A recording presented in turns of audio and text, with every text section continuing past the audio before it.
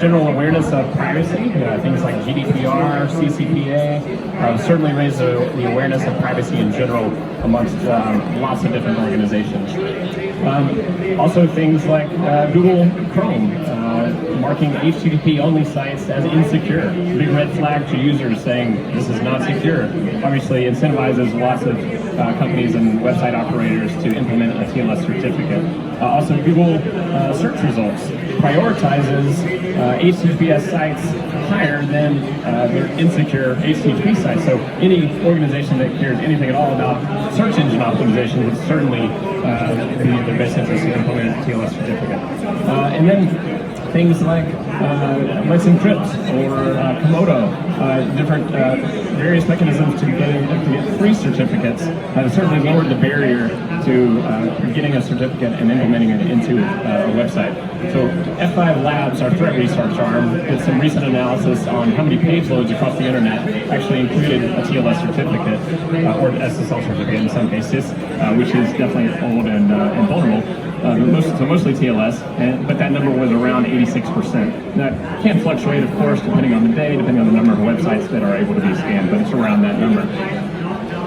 Now, why is that a problem? Because that really is a great win for privacy and a great win for security in general. But obviously the attackers know this as well, and with the ability to leverage cheap or even free certificates into their websites as well, they are very easily and cheaply able to create phishing websites. And so that same analysis that F5 Labs did found that 71% of phishing websites also leverage TLS certificates to make them look obviously more legitimate. And then 43% of those websites also use legitimate hosting services like Blogspot to actually host the malware that they want to deliver to their victims. Also seen in that with Bitly and Pastebin to also host those. And what we also see is a lot of, we like to use automation. Attackers like to use automation as well, and there are some mechanisms where they can spin up phishing sites very quickly, integrate with something like Komodo, integrate through automation certificates into those sites, and actually make them extremely targeted in spear phishing attacks. So some of these sites are not visited more than a handful of times because they're extremely targeted to their victims. But they do look very legitimate because of those certificates. So normally, when we have an unencrypted threat, an HTTP threat that coming through, we have a set of security inspection tools that we may have in-house, an intrusion protection system, DLP, data loss protection, or secure web gateway, or malware sandbox. Or maybe on the inbound side, we may have a web application firewall front-ending our web app. These all are able to do their jobs as intended when they see unencrypted threats. As soon as that unencrypted threat comes in, it stops or at least alerted upon once it is recognized. Now, once we have an encrypted piece of malware or otherwise type of threat, those same devices are potentially blind. Now, some of these devices definitely do decryption. However, it becomes hard to scale that out once we have several different types of inspection tools within our environment. So efficiently routing to each one, or let's say making small changes like update a cipher to a more secure cipher. You may have to do that on every single device, creating more management overhead in general. So introducing F5's SSL Orchestrator product. Now, we have a concept here of a policy or service chain, as we like to call it. And in this hypothetical service chain, we have several different inspection tools. Now, in this policy or service chain, we have the traffic coming in, being decrypted by the SSL Orchestrator, routed to each and every inspection tool in that chain, which it can also, by the way, monitor for health of those devices or tools. So if one goes down, it can bypass that and not actually stop traffic in its tracks. Now in this example, we used all inspection tools. This example here, we show traffic coming in, being decrypted, and only being routed over to a couple of those inspection tools. So think of this in perspective of, that first example, maybe that's user traffic within your corporate walls. The user may come into your environment with their laptop having gotten malware through some type of mechanism outside of the office.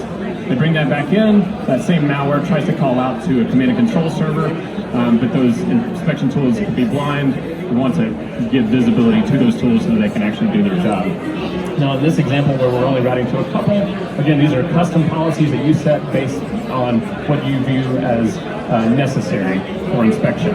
Think of this as something hypothetically like Windows update traffic. You've got a few endpoints within your environment going out to one external endpoint for those updates. It may require less scrutiny or less inspection, so it may not need to go through all of those inspection flows. Again, totally customizable by you. And then lastly, this example is showing traffic coming in and actually being bypassed for decryption. So we're not decrypting at all. Still routing to any inspection tools of your choice if that's necessary. But the point here is your users inside your network may be visiting personal websites, so their personal banking site, their personal healthcare site, or otherwise. And that's data, that's information that you don't need to see. That's information that you don't need to have in your logs. It may violate some type of privacy regulation. So we're certainly able to bypass that type of thing. So a few different use cases that we see our customers using SSO Orchestrator for. As I've mostly described here, the outbound use case, those users sitting within your network, going outbound to the internet, inspecting that traffic for any malware, command and control callbacks. But a secondary case that we see increasingly more and more is that inbound side of things. So web application, web firewall, and other inspection tools front-ending a website, being blind to that encrypted traffic, gaining visibility into that traffic, so those tools can also do their job. And then centralizing SSL or TLS control in general. So again, the management overhead of making small changes across every inspection device or every inspection tool can become quite tedious. And also just in general protocol attacks, or the way that you may have implemented the protocol into your environment may come under attack. This can also help protect against those types of attacks. And then lastly, Office 365 inspection. That's a bigger use case we've seen lately. Microsoft actually recommends bypassing any web proxy outbound from your users out to Office 365. So that's potentially no inspection at all. Well, however, we're seeing a lot of fake Office 365 forms used for phishing attacks. So absolutely you want to scan that traffic for different types of threats. So we're going to run through a really quick couple-minute demo here just to kind of show you in action what we just talked about. Obviously this is a dumbed-down version of an attack. This is very intentional. What we've got here is an attacker crafting a malicious email. So James at company.com will be the victim here. And the attacker's going to place in a malicious link for a drive-by download attack.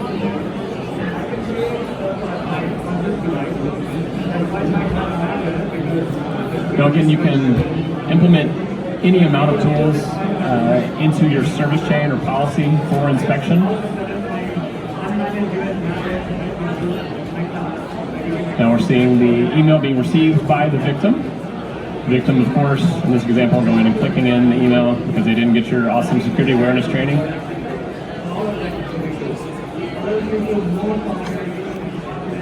And so as soon as that victim clicks on the link, in this case, the TLS certificate was not used, goes into the malicious site, the payload is dumped onto the victim's machine,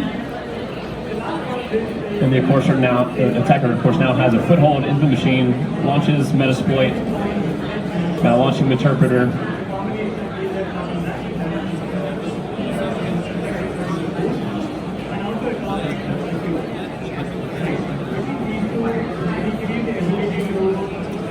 Now we see the attacker actually exploiting the vulnerability and moving forward with going in and dumping the hashes. And once the hashes are dumped, if those can be cracked, we then have passwords available for a subsequent access-related attack.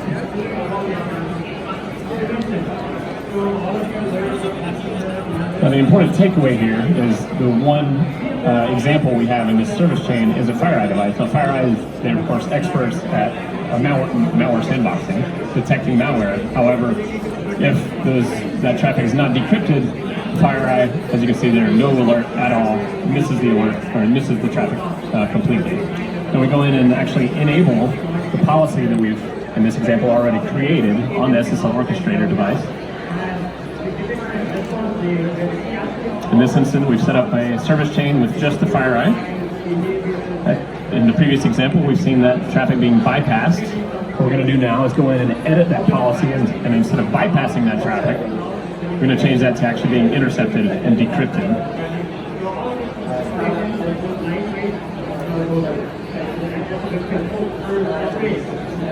Now logging back into the FireEye device, going through that same hypothetical example, the FireEye device is now actually showing that alert. And of course, that's up to you whether you're blocking that or alerting upon it or any subsequent action after that.